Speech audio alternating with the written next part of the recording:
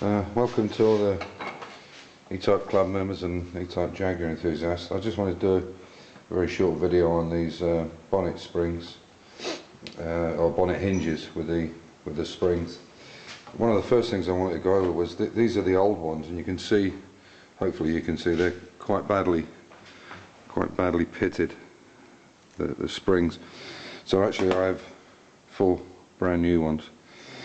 And the thing about this, the thing I wanted to mention is I mean, obviously the spring will need to be the body colour, yeah, the main body colour. But if you do paint these springs, the problem with it is when the bonnet is open, this is when the bonnet is open, so it's collapsed.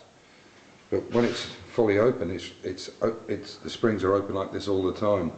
So unless you actually pull these springs apart and spray inside, every time you open it, if you spray on the outside, you're going to get black pieces. It's going to look awful.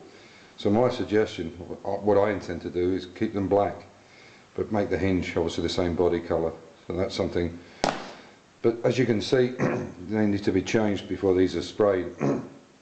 These springs need to be removed. And what all they've got is so basic, it's unreal. There's just 2 basic pins with a washer on the top and a washer on the bottom and a split pin.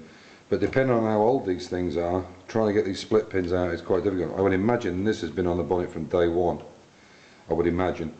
And trying to get the pins out, the split pins out, is, you know, if yours is not so old, or it's in better condition, it's not so rusty, but trying to get these out is quite difficult because of paint and so on and so forth.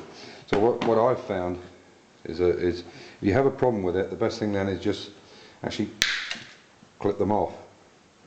If you take the head off, and if you're lucky, you may be able to prise them out with either long nose pliers or something like that. In fact, look, there you go. That one, half of it came out, and this one is not.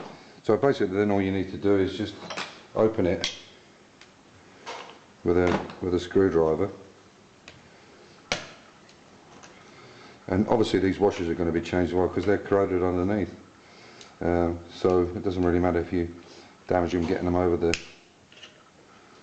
holes. So it's just a matter of really just pulling them up, and you can take the spring off, because obviously there's going to become quite a bit of corrosion here. And again, all we do then is take the bottom washer off.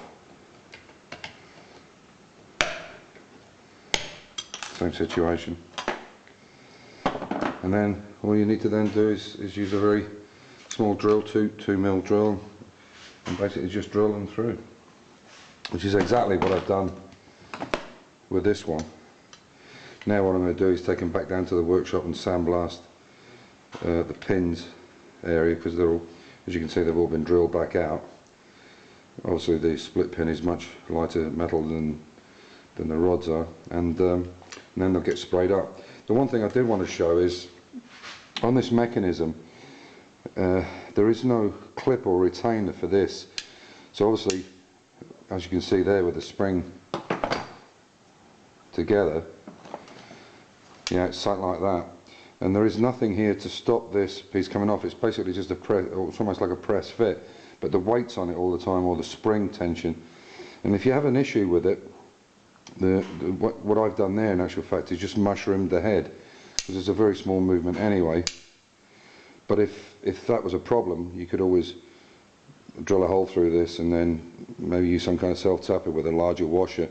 But the problem with that is if you do that and the washer's too tight, you might encumber this. But I just wanted to show you, it's a real basic setup, this, but I definitely think this spring situation, I've seen them where they're painted, and you know, I really think keeping them just the colour they were from the factory is much better. They look awful if they're painted and they're opened. So it's just something to bear in mind. Anyway, thanks for looking in, and I'll keep you updated as I go through all these things. I hope there's a few little bits and pieces there, tips I've given, but it's common sense, obviously. But to be honest, if you make a mistake with these things, it's better to know what's going on before you start. Anyway, thanks for watching in, and see you on the next one. Bye for now.